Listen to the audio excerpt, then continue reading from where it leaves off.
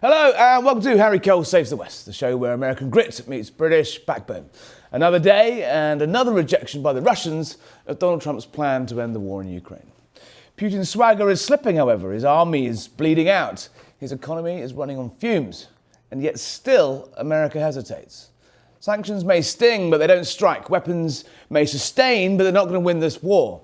Sending Tomahawk missiles to Ukraine could certainly send a message right to the doorsteps of Moscow, quite literally, but that call is yet to be answered. After reports of another heated row on Friday with President Zelensky at the White House and another potential meeting with Putin on the cards, what is President Trump up to? And tonight we're forced to ask the question again, is America about to abandon Ukraine? Joining me tonight is someone who's never been shy about calling out weakness where he sees it, former congressman and retired Army Colonel Alan West. And in the studio throughout tonight's show, Republican strategist Sarah Selip. Alan West, you sir, Colonel, what's going on with Donald Trump? He seems to be blowing hot and cold on Ukraine. First he's threatening to send Tomahawk missiles, and now he's telling President Zelensky to swallow vast tracts of stolen land by the Russians. What's going on? Well, it's good to be with you, Harry. Thanks for having me on from this side of the big pond. I think that what you look at is that, President Trump, he likes to refer back to the book that he wrote called The Art of the Deal. But I think there are times when you have to go back and read Sun Tzu's seminal work called The Art of War. And when you're dealing with despots and when you're dealing with dictators, autocrats, there are just two things that they understand, strength and might. And when I look at what is going on right now between Russia and Ukraine, it was George Santayana, the Spanish political philosopher, that said, those who fail to learn from history are doomed to repeat it. I see exactly what happened back in the late 1930s between the West and a person by the name of Adolf Hitler. When you continue to provide concessions, when you continue to, allow someone to have more land and you don't stand up against them. Of course, we remember Neville Chamberlain waving the piece of paper, the 1938 Munich Accords. Within a year, Hitler had already gone and overtaken Czechoslovakia. And he said it was just a piece of paper. So I think that there comes a time when you cannot have this very careful, fence walking type of policy, foreign policy, when you're dealing with a person like Putin. You can sit down and meet with him. You can have F-35s flying over his head, but there's only one thing that he understands. And that presumably is brute force and having the windows of the Kremlin rattled with long-range American missiles, presumably.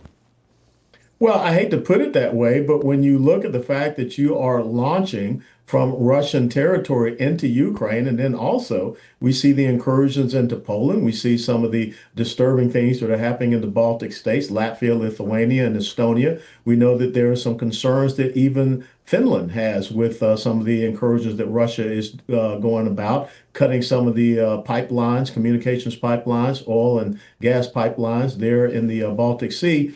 So there has to be a message that is sent. And it's not just a message of the United States of America by itself. Of course, the United States of America needs to be a key and integral part. But again, it has to be the West. It has to be those European countries that want to stand up to this expansionist dictator who said that his greatest disappointment of the 20th century was the collapse of the Soviet Union.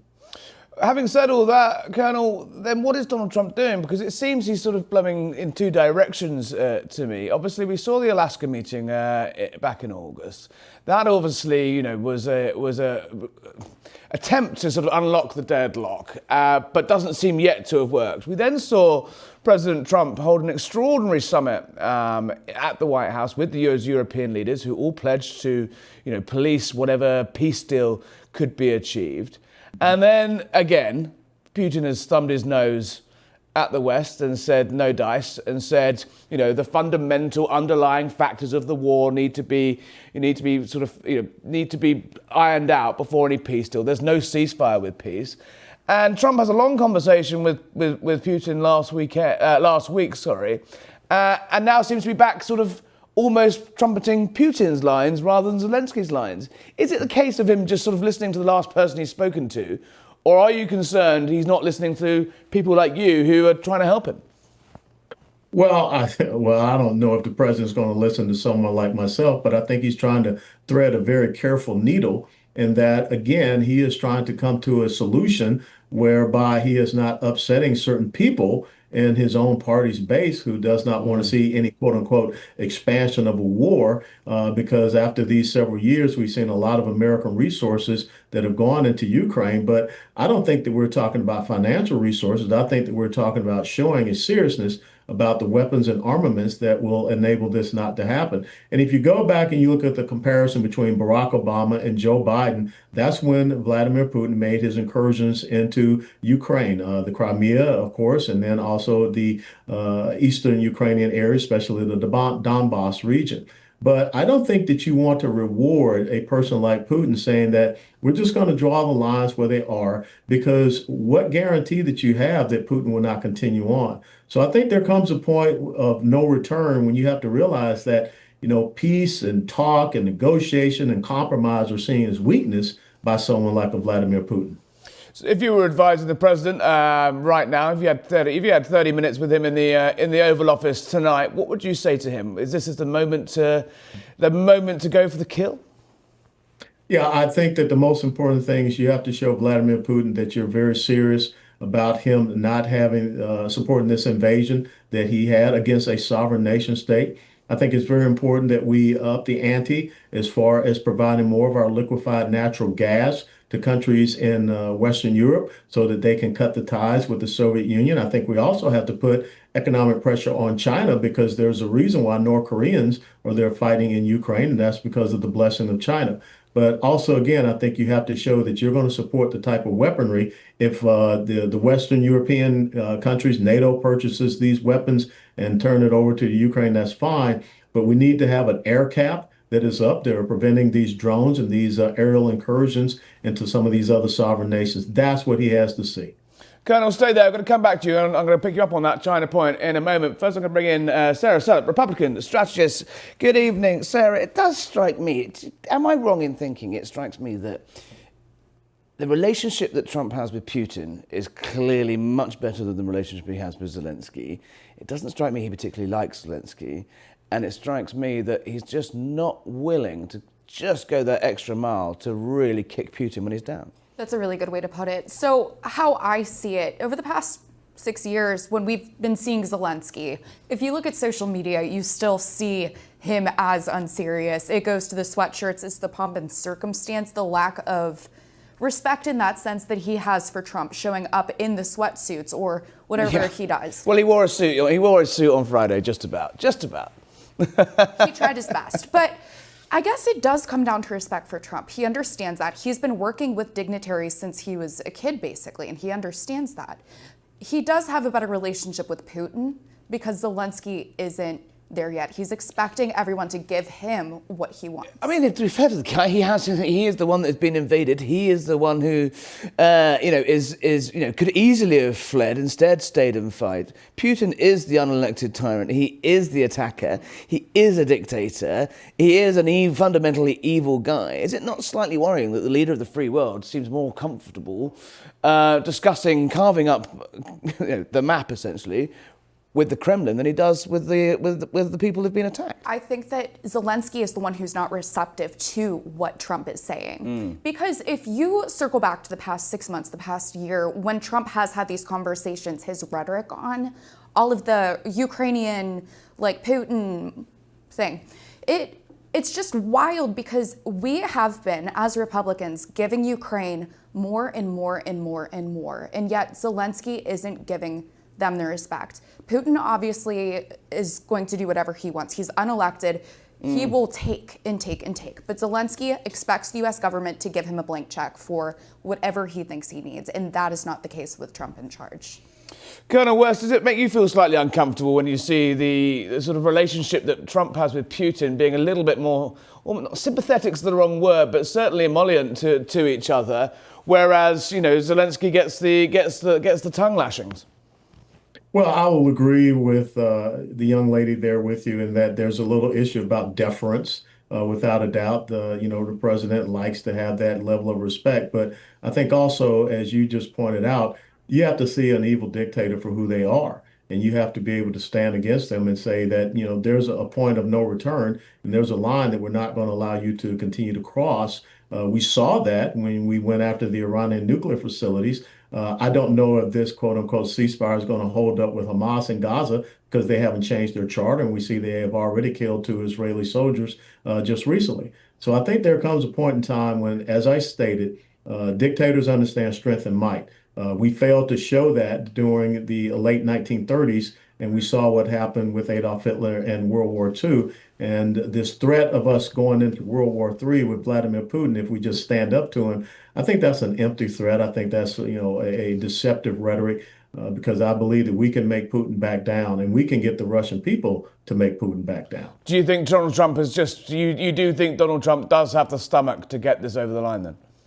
Well, I think what Donald Trump may be trying to do, the president may be trying to do, is coax Putin to come to a table. But we have already tried that. We've gone down that path. And Putin's laughing at it. Putin's laughing at us. Yeah, that's what I'm saying. He's thumbing the nose. I mean, after the Alaska summit, we saw him increase attacks. So I believe that there's only a couple of things he understands, the strength and might, and not sitting down and trying to compromise, appease, or acquiesce to him at some table. He invaded a sovereign nation state, and I think that it's about time. We've seen this, wash, repeat over and over again, with Georgia and some of the other countries there in Eastern Europe. It has to stop. It has to end. Sarah, Colonel West is completely correct there. We must stand up to tyrants. We must show a message. But it doesn't seem the one person that seems unwilling to do that at the moment is the president. We're just caught in the middle of too many arguments right now. I mean, Trump is the deal maker in chief, right? We know that he is the guy to get things done. He can help build relationships, but are we putting American interests first by taking out all of the resources that we have, all of the money? I mean, we're in the middle of a 19-day government shutdown or 20-day, whatever it is at this point. And yet we're still talking about Ukraine and the Middle East and all of those situations that have nothing to do with us, except if they join the UN, if there is any way that we are brought in, it's because we're forced to. Trump is the one who can handle it, but at this point, we need to focus on our national interests as well. Do you think he's bitten off more than he can chew in terms of Ukraine? He promised he could end it in a week. He promised he ended it within his first term. All sorts of promises, and here we are. 11 months later, it's still looking pretty deadlocked. Has he met his match here? I just want to blame Biden and the administration for that. This situation should have been taken care of years ago, right when it started, right? Nip it in the bud. But in that way, Republicans didn't really have a hand. We do now. Trump is the guy to get things done. The world is looking at him. Trump's saying give up land. Give up land now. Reward the invader. As Colonel West says, it's chilling echoes of 1936 and 37 and the appeasement of Hitler. But basically, might is right. Strong men get their own way. And you'd happily see a deal that would see the invaded Ukraine have to surrender sovereign territory. Right. Yeah, you would. I think we're just exhausted. The past few years, all we've been able to say, when I was prepping for this, I just kept thinking, what is there to say now except for the clips of, is Zelensky going to get kicked out of the White House? Are people going to call Trump Putin's puppet again? It is the same exact rhetoric, but we did give them billions and billions and billions of dollars over the past 6 years. And that puts our hands behind our backs and tie them. We just have to get to the finish line. Everybody's exhausted, and we, as a country, gave them too much when Democrats were in charge. Alan West, what do you make of that? Well, I agree with her wholeheartedly. I mean, this is not about writing a blank check to the Ukrainians so that they can use it for unemployment and benefits thereof. I think that what we saw back in the they're using it on missiles and bullets mostly, right? Yeah, but there's a little bit of accountability issue that we see. I mean, it's not the same as what we saw with the United States of America prior to entering into World War II and the support that we were giving to England, as a matter of fact, during the Battle of Britain. So again, when you have an agreement where the NATO nations, the Western European nations, say, "Hey, look, we'll buy this weaponry and we will get it to Ukraine," I think that that's a great path. We don't end up losing any money for that. We are paid for that support. But without a doubt, I think that President Trump has to understand that there is no sitting down and discussing things with Vladimir Putin, because he has clearly shown that that's not what he wants. And I'm not trying to be, the thing that everyone will come out and say, Alan West is a neocon. No, I mean, I've been on battlefields and I've seen soldiers lose their lives. I don't want to see that. But what I do understand is that sometimes the only way you deal with a bully is to smack him in his mouth. And that's exactly the situation that we have right now. But is it really smacking him in the mouth, Colonel, if he's going to be rewarded with what vast swathes of the Donbass region? No, it's not. But that's the Trump deal on the table. Trump's saying to Zelensky, accept the battle lines. It's a negotiation about where the line is, not about returning to pre-February 2022 borders or even 2014 borders taking in Crimea. Crimea is already gone essentially in the eyes of Donald Trump. But he's saying you might be able to get a little bit of land back, but you're not getting it all. That's rewarding the invader, isn't it? Yeah, you are rewarding the invader. And the only thing I can see by way of caveating that is that if you are given the Donbass region and you have already gone in and taken Crimea, we're going to make sure that we honor the agreement, I believe from 1993 or 1996, when Ukraine decided, we signed an agreement with them that if they surrendered their nuclear weapons, we will provide them protection. Then we need to talk about a security protection force, a NATO security protection force that will be on the ground in Ukraine to make sure that no further incursions continue on. So you have to, once again, try to put Vladimir Putin in an untenable position. The only way you get to keep this region is that we will put people on the ground to ensure that you don't extend any further, or you just get out and you don't get that region, period. So I think that has to be the tough thing. You cannot just wantonly, unconditionally surrender the territory of a sovereign nation, because that's exactly what happened with the Sudetenland. That's exactly what happened with Czechoslovakia in the late 1930s. Colonel West, the people that are going to be really paying this a close attention are probably sitting in Taiwan right now, looking a little bit nervous. China is watching, as you made the point earlier. If Donald Trump does cede territory to Vladimir Putin in terms of a Ukraine peace deal, which I think we kind of all accept is where this is heading if a deal ever gets over the line. What message does that send to the communists in China and what they can do with Taiwan? And the fact is that essentially, while the world may make a massive stink for 3 months, the West will kick off, they'll arm, they'll shout, and then in the end, they'll fold. This is basically a green light for the Chinese to seize Taiwan, isn't it? Yeah, weakness is enticing. And, if you go back to what happened during the Biden administration, when we had that horrible, disengagement from Afghanistan, a place where I spent 2.5 years of my life, that gave a green light to China. That gave a green light to Iran. That gave a green light to Russia. And so if they continue to see, a lot of talk, or as we say down here in Texas, all hat but no cattle, that's just going to encourage them to continue on. And I would be very nervous if I am Taiwan, because we already see what China is doing in the South China Sea, attacking Philippine ships in the Scarborough Shoals. So they're very aggressive in what they're doing. So there are many different ways. It doesn't always have to be a military solution. It can be an economic solution. It can be a diplomatic solution where we bring by more nations to stand against these two belligerent countries, which are forming a 21st century axis of evil. Would you like to see America arming the Taiwanese, though, in a way that in the run up to the invasion of Ukraine, and always really from 2014 and before, more could have been done as a deterrent in Ukraine, training, arms, militia. Would you like to see that sort of America playing that sort of role in Taiwan? I would like to see the United States of America get serious about having a credible military deterrent force. I'll give you a great example. It's going to hurt my heart to say this, Harry, but the means by which you extend a nation's hegemonic power is not through a great army. I mean, if that were the case, the Spartans would have ruled the ancient world, but it was the Athenians, because the Athenians had the strong navy. We see China building up their maritime force, and what has happened with our maritime force. During the Reagan administration, we had over 500 surface naval warships. Now today, we have less than 250 surface warships. And so we've gone in the wrong direction as far as our maritime strength. So I'd like to see us really build up our credible deterrent military force, especially in the Pacific. And that sends a message to China. Colonel West, thank you for joining us this evening on Harry Cole, Save the West. Sarah Selip, what do you reckon the odds are of President Trump, arming the Taiwanese next? And if he does give up that land, as you say, in 30 seconds, isn't that just a green light to the Chinese? I have no idea. Let's ask the Lieutenant Colonel again. Well, it just strikes me as that there is no win situation here. Right. You cede land to Ukraine, to the Russians.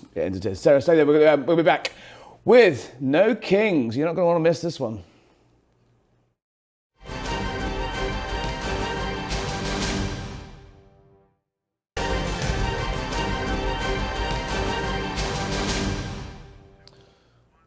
Welcome back to Harry Cole Saves the West. Don't forget to subscribe on YouTube. You will find all sorts of exclusive content and extras goodies there. Harry Cole Saves the West, unsurprisingly. Now, they promised the largest single day of protest in modern US history. The No Kings movement claims that millions of Americans were on the streets this weekend. But I have to say, I think it turned out to be a bit of a flop. Have a look at what these whack jobs are up to. There they are, the ice lice. Grown men and women rolling around on the floor, pretending to be lice or ICE agents. I mean, at least the Democrats had fun. This is what democracy looks like. This is what democracy looks like. This is what democracy looks like. No, the government shut down, meaning those two guys got a nice day out. What democracy looks like? I think democracy looked like them losing the House, losing the Senate and losing the popular vote last November. But yeah, at least they got to dress up. Now, Donald Trump has hit back today, saying he worked his ass off to make this country great. But his critics continue to call him a tyrant. Now, to discuss all this, we're joined live by Senator Joni Ernst from the great state of Iowa. Senator, good evening and thank you for joining us. Is Donald Trump a king? No, he is a duly elected president of the United States. And I will use President Trump's own words. Congratulations, No Kings, you did it. Today there is no king on the throne here in the United States. We still have a president. So thank you for doing your job. For those of us that truly do celebrate what is a No King's Day, that is July 4th. So we are so blessed to be in this nation where we have democratic elections. And I am so grateful we have been able to demonstrate to the Democrats that President Trump not only won the electoral vote, but he won the popular vote in a landslide. And that's what we need to keep reminding all these crazy liberals on the far left. They lost. Deal with it. When you see people like Adam Schiff, your colleagues there, screaming that this is what democracy looks like and joining along with these sort of boomer protests from what looked like a majority of much older voters, I mean, it does feel like they sort of slightly missed last November and are still fighting the battles of 2016 to 2020 again. You guys just must sort of rub your hands with glee and think, these are our campaign ads for the midterms writing themselves, right? Yes, absolutely. And if you look out across all of those protesters, you do see an aging demographic. You see people that are just unorganized with their thoughts because there are so many different groups there. There's no one common theme to any of it. And yes, they did lose sight of what happened last November when the overwhelming majority of the American people said, we're tired of the purple-haired crazies. We need to get back to common sense in the United States of America.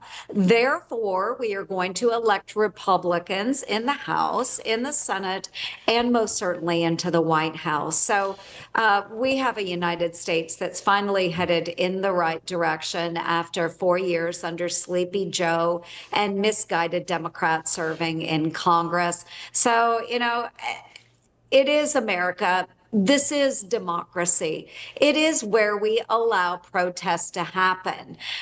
Most certainly, if we were under a king, kings would not allow for protests against them. Well, I think the King of England doesn't mind the odd protest in the street. We have our fair share of crazies back in London. They kind of have a point with Donald Trump, though, don't they? He isn't exactly your normal president. He was leaning heavily into the king thing this weekend with all sorts of AI videos of him, well, I won't put it too polite. Well, I'm trying to put it politely, but smearing his opponents, shall we say, and wearing a crown. He is pursuing his political opponents in a very aggressive fashion. He does do a lot of things by presidential decree, the executive order, rather than, legislating for things through Congress. They've kind of got a point about him. He's a very presidential president, right? say that he is an aggressive president, moving us back in the right direction. Executive orders are used by every president. And what we see is that the president is actually getting us back to the way things should be. I mean, if you look at our Department of Defense or Department of War, we are actually focusing on becoming, once again, the most lethal fighting force on the face of the planet. It's something I've preached for a very long time. I mean, we are getting back to securing our borders, making sure that illegal migrants are not flowing all from around the world and penetrating into the United States from our southern border. We are going after those that are trafficking fentanyl into the United States of America. So, yes, is he being aggressive? Absolutely. Who does he have in mind when he is focusing on these things? The American people. He's putting our communities and our safety first, which is something we have not seen in a very long time. Hand on heart, Senator. Are you entirely comfortable with everything that Donald Trump's doing? You cite there the fentanyl across the, into the southern border of America, but those strikes on those boats are highly controversial and legally pretty dubious. Are you comfortable with that level of executive power at the king-like power to essentially, blast submarines and boats out of the water with very little evidence published of who these people actually are? Well, there is very little evidence published, but yes, I have actually sat through a classified briefing on those strikes down in our skiff here at the Capitol, which was available to Republicans and Democrats. We actually held a hearing in that enclosed room, and we're able to ask a number of questions of the leadership that are engaged in targeting those boats. And I believe that they are legally sound. And I actually am glad that we have a president that's actually doing something about these narco terrorists. So I do believe there is a strong legal basis behind these strikes. I think the president is doing the right thing. We do have a lot of intelligence that points at the fact that these are narco terrorists. I mean, we have exquisite intelligence that tells us so. So I do have confidence in the president and what he is doing to protect Americans. There are not many people in the United States of America that hasn't known a family or has been directly connected to someone that has lost their life as they struggle with addiction here in the United States of America. So I'm okay with it. I'll be honest, I'm okay with it. What about going further? The president's hinted that he'd like to perhaps, be striking drug smugglers and narco-terrorists, as you call them, on the ground. America doesn't have the best success, I have to say, and forgive me, with the greatest of respect, it doesn't have the best respect at intervening in South America over the years. Would you be happy to see strikes on land, or possibly even the concept of boots on the ground? Well, I can't say that I would be happy about that. No, I can't go that far. But what I can say is that the president is throwing down a warning marker. And by doing that, I think he's trying to engage some of the foreign leaders in actually policing up their own states and getting serious about these terrorists that are running rampant through their countries. So I think what we need to do is continue to develop those mill-to-mill relationships, making sure that we are working with the leaders in these other countries. But again, it's incredibly important that the president is actually throwing down the marker and saying, you know what? America comes first. Leaders in other countries, you need to start policing your own bad behaviors within your own countries. If it is affecting the United States of America, we will find a way forward. Now, I believe in utilizing soft power much more in these situations, so whether it is the trade wars that we have out there, other means, cutting off aid to those countries, those are the things that need to be discussed first. But then beyond that, it's up to the president working with Congress and the Department of War on how we handle those other situations. But believe me, this is a president who is not asleep at the wheel like we saw President Joe Biden. So if he's engaging leadership in these other countries, I'm really grateful for it. On that exact point, you led me nicely to my next question, which is about the soft power and trade diplomacy of Donald Trump. in China, the president was saying that trade talks are on track. He said we're going to have a great deal with China, but it has to be a fair deal with China. How do your voters and constituents and yourself, how do you see a fair deal with China looking for the American people? Well, a fair deal with China, and I will speak from an agricultural community. I was raised on a farm. My family farms soybean and corn, so operations. And what we have seen China do through so many decades is push back upon the American farmer. So while Iowa does a lot of trade, or we used to do a lot of trade with China, China would secure contracts, say on soybeans, and those soybeans would be loaded onto giant ships and heading across the Pacific. And then you know what China would do? They would cancel the contracts while the soybeans are out in the middle of the ocean. And then China would come back and say, oh, well, we're going to cut a great deal for you, Iowa soybean farmer. We're going to renegotiate. We'll pick up those contracts again, but we're going to give you a lower price. And you know what? The Iowa soybean farmer has no choice but to accept a lower negotiated price with the Chinese. This is how the Chinese operate. So what the president doing is trying to reset the strategy with China. So most Iowa farmers are excited about the opportunity. Unfortunately, what we don't want to see is the loss of that huge market for our farmers. So if we don't trade with China, what we have to do is see the president and his U.S. trade rep, Jamieson Greer, open up new markets for the American farmer, or push for more domestic consumption of products coming from soybeans, from corn, from other agricultural products, from many of our other great agricultural states. So this is what we need to encourage. This is what we need to do. China has cheated us for a very long time. It's time to get it right. The president's been obviously very bullish on China, but it's clear that he thinks he can get a deal, and to get a deal soon.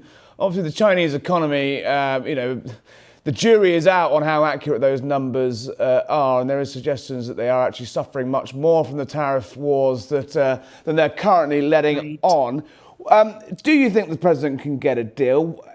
How soon do your constituents, your farmers, your state, how soon do you need that deal? And how long can you hold out playing essentially sort of tariff chicken at eye-watering levels of levies? Yes, I would say the sooner the better on trade deals, like yesterday, would be great.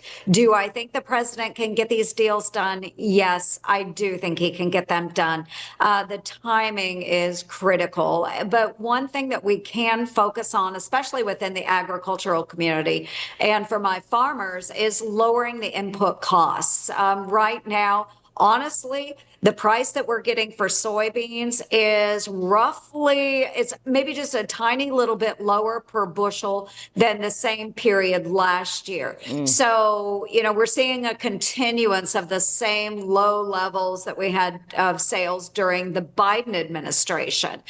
So we can't pin that on Trump with the tariffs. But what we have seen is an increase in input costs. Think about fertilizer. So we need to focus on those costs. If we can drive those costs down, then our farmers will be doing much better. So there's a number of ways to approach this. Senator, the Chinese aren't going to want for nothing, are they? They're going to want some part in this deal. They're going to want America to turn a blind eye when they take Taiwan in their long-standing aggression towards Taiwan, and they consider it part of China. Are you confident that President Trump would stand by Taiwan if it came at a price of not getting a deal for your farmers?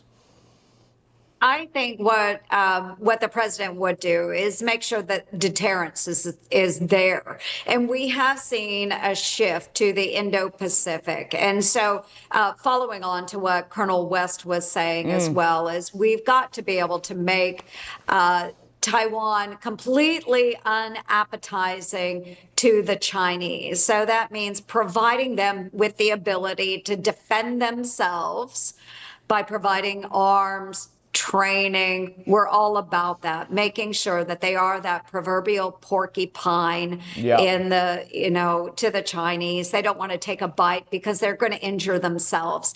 You rightly pointed out that the Chinese economy is suffering.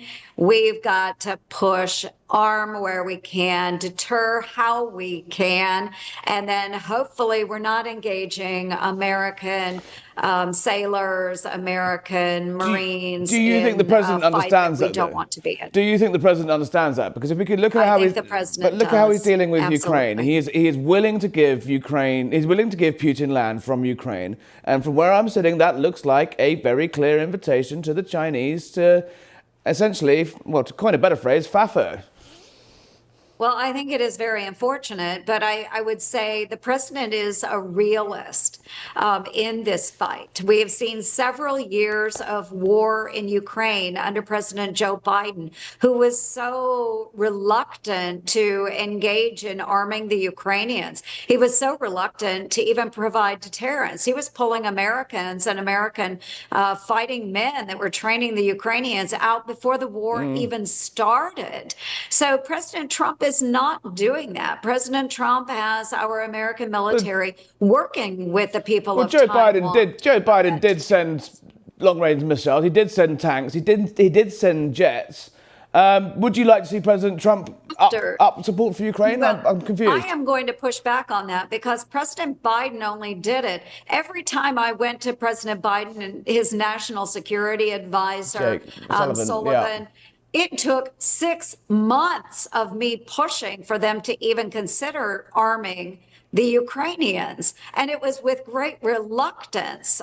So many conversations I had in the skiff, pushing and pushing to no avail, only to have them concede months later that, oh, yes, we probably should have sent this at the beginning of the war. This should have been shock and awe, and it was not. So the president is very real right now in the fact that it is very unlikely that we can gain some of that ground back from the Russians.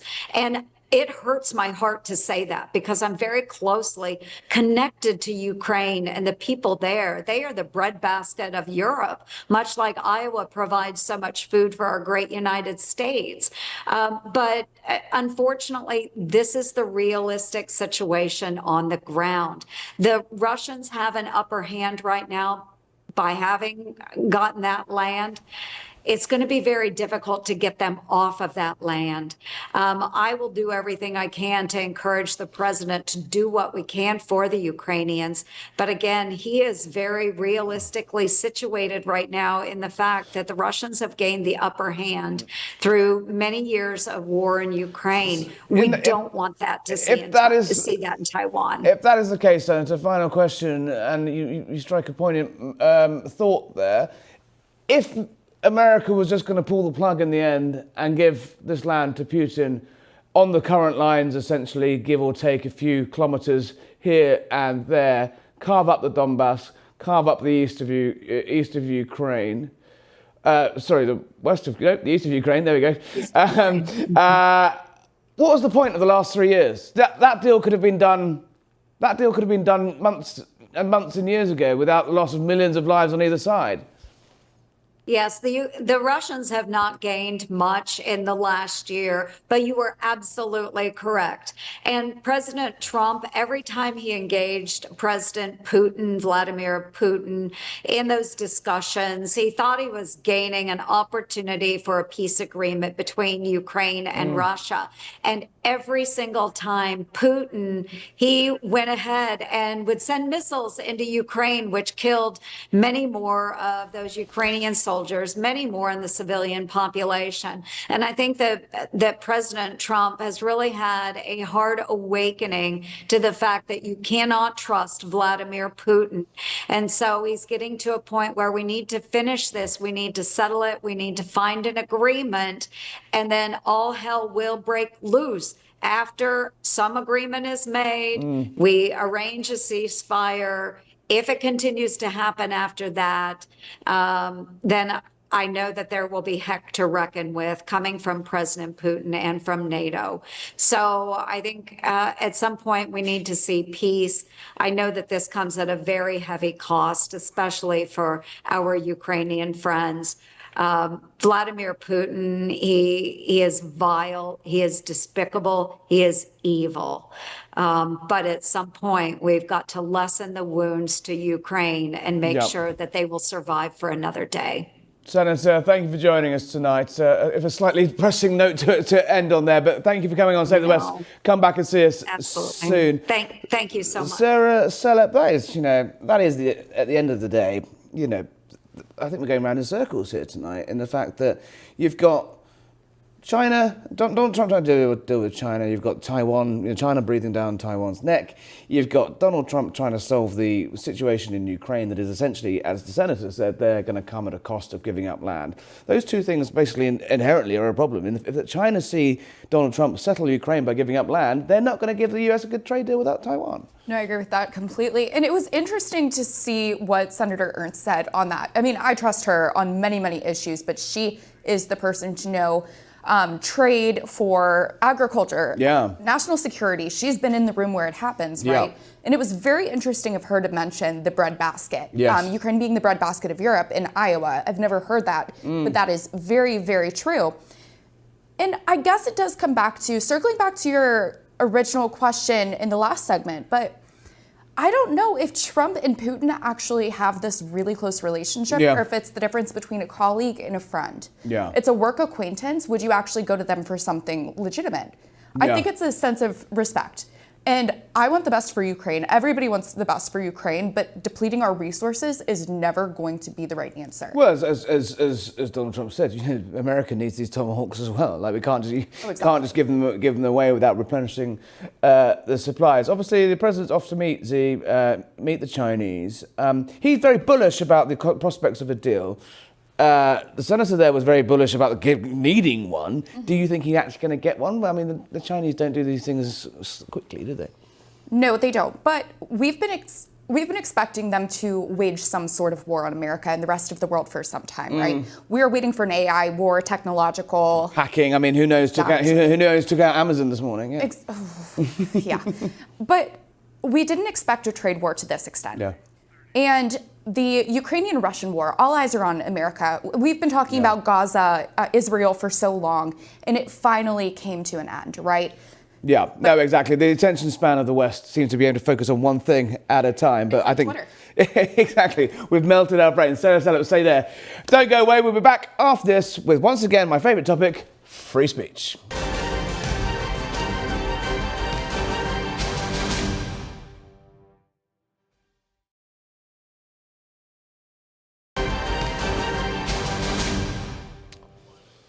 Welcome back to Harry Cole Saves the West. Don't forget to subscribe on YouTube. Type in Harry Cole Saves the West and hit that button, and you won't regret it. I am told. Now, severe case of Trump derangement syndrome to discuss. I've got a pair now of Republican strategists. Josh Jones has joined us in the studio. Sarah Selip is still with us. We were just trying to work out what you call a pair of Republican strategists in the break. But let's have a look at one of the world's greatest actors and greatest sufferers of TSD. He's an alien. And he wants to hurt this country. It's something deeply psychological in him. He wants to hurt people. He wants to hurt this country. He doesn't care. And what saddens me the most, upsets me the most, is that people follow him and they think and they kiss his ass and they look up to him. And I don't understand it. I don't understand the people in his cabinet, some of them, Rubio, other one, how they can live with themselves. Donald Trump is an alien. Josh Jones, he's been called a king, a tyrant, and now an alien. These people are just cracked, haven't they? Yeah, I mean, they don't get it. If you go back to 2016, they did the exact same thing, and flash forward to 2025, and guess what? He's the president again. So on the Democratic side of the aisle, both in your elected leaders and then also in celebrities as well, I mean, they're just totally out of touch with their messaging, and I don't think it's resonating. I mean, to call the president an alien and to go after his inner circle like that is totally disconnected from what the American people are. I mean, Kamala Harris tried all this last year. She spent all those millions of pounds from Beyonce gigs and Bruce Springsteen and getting celebrities and lovies in it. you're an up and coming young man who looks at this, who's grown up in the Trump era, essentially. When you see elderly Hollywood lovies like that, what does it make you feel as a member of your generation? I mean, look, and I think you're seeing this from Gen Z across the board right now, and kind of its return to conservatism, or at least leaning in that direction, you're totally right. I've grown up in the social media era when everything's been online and with the internet, and the Hollywood elite are totally just out of touch with the average everyday American. And you saw this in the 2024 election of Kamala Harris bringing in all these celebrities, trying to win over young people. And the numbers went the other way, right? Yeah. Sarah, you say, you strategize, you poll, does this stuff help them or help? Or is it net positive, or is it? I just like the line that Kamala in the Democrats did not pay the celebrities. They just ended up being there. Sorry, of course. They just mysteriously happened. Beyonce did not perform. But that's the funny thing. If you read Kamala's book, you see all of this. You read it for me, I think. I read the extract. Did you read my tweet thread? Yeah. I got 72 pages in and I was like, dear God, please make this stop. But that's the funny thing. Like, of all people, Robert De Niro, like, sir, go else somewhere. Like, we respect Trump. We are not terrible people.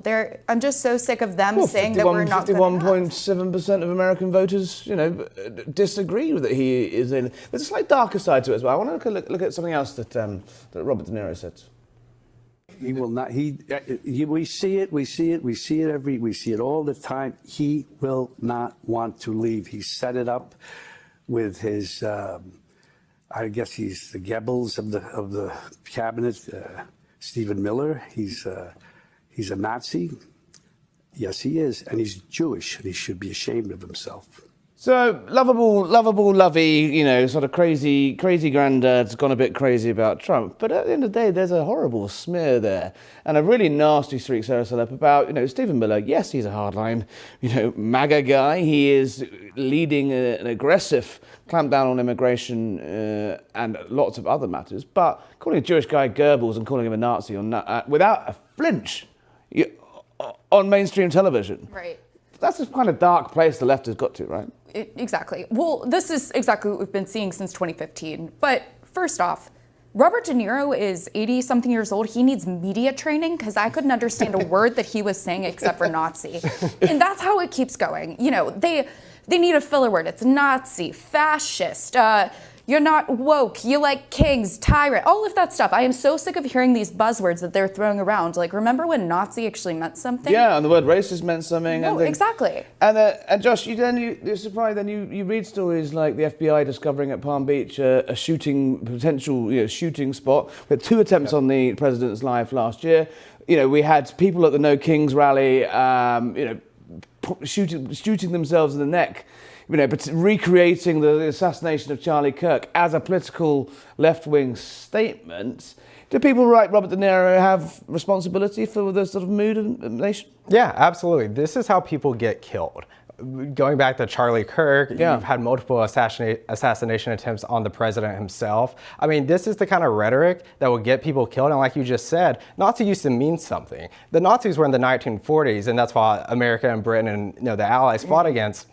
That's not what's happening here, and this kind of rhetoric encourages political violence from the left, and that's why you've seen, like you saw in West Palm with that tree stand or that hunting stand. I mean, the threats against the rhetoric coming out of the left is encouraging these threats against people's lives, and they need to be held. They say that Donald Trump calling them all Antifa and left-wing terrorists and domestic terrorists and vile scumbags and all the rest, is kind of par for the course, right? Right. It's unfortunate. I mean, that's where we're at in our political landscape. And I think young people are kind of seeing through that. Going back to growing up in the digital era, they're not buying it. They're not subscribing to this rhetoric. And I think you'll see that play out over the next couple of years as we get to the midterms and then eventually 2028. Talking of rhetoric and conversation, a fascinating story that's broken in. We've been covering it at length on the show. In fact, Graham Linehan, the comedian at the very centre of this storm, came on the show not long ago. Now, he was arrested at Heathrow Airport for a tweet that he sent. He lives in Arizona. For starters, he tweeted something on X. Do you say X? He X'd something, which was a US company hosted on US servers, a joke, a pretty crap joke, but a joke nonetheless, about transgender bathrooms. Basically says, how do you get a woman out of a transgender bathroom? Kick him in the balls. That was the joke. Now the Metropolitan Police used terror cops to arrest him. He's just been cleared tonight. He's been facing no further action. not least, I think, from pressure from the sort of global condemnation of their outrage. The Metropolitan Police, who run Police London, have said they were no longer to be investigating these sort of non-crime hate incidents, as they call them.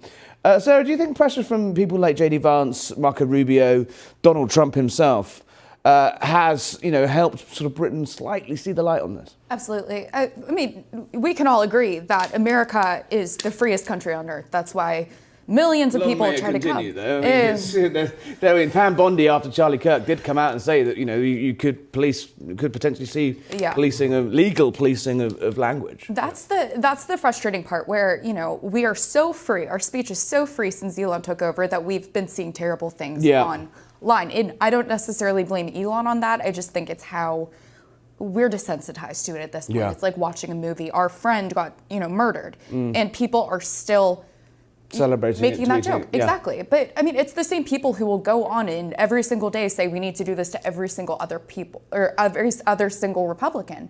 And it translates into what they were carrying, what they were wearing on Saturday. It was disgusting. So we are so free. Our speech is so free that of course it's going to trickle down to other countries. All right, we've had a very heavy show tonight, so a little bit of light relief. I mean, he may not be a king, but he's a king of the zinger. Let's see what Donald Trump said to the poor, unsuspecting Australian ambassador today. Even things the ambassador said about you in the past, the Australian ambassador?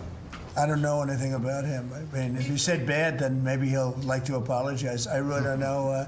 Did an ambassador say something bad about him? Don't tell me. I don't. Where is he? Is he still working for you? Yeah. You said bad? Before I took this position, Mr. President. I don't like you either. I don't, and I probably never will. Go ahead.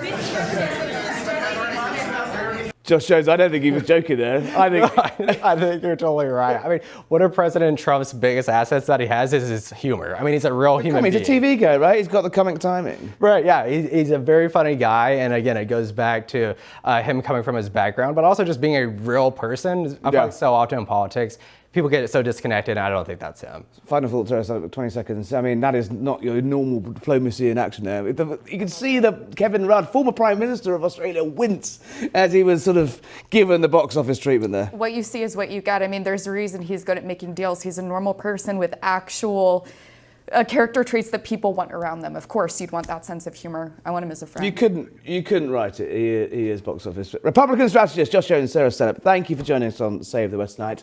That's all we've got time for tonight. A bit of a depressing show there for the people of Ukraine, but let's see what the week brings. Don't go anywhere.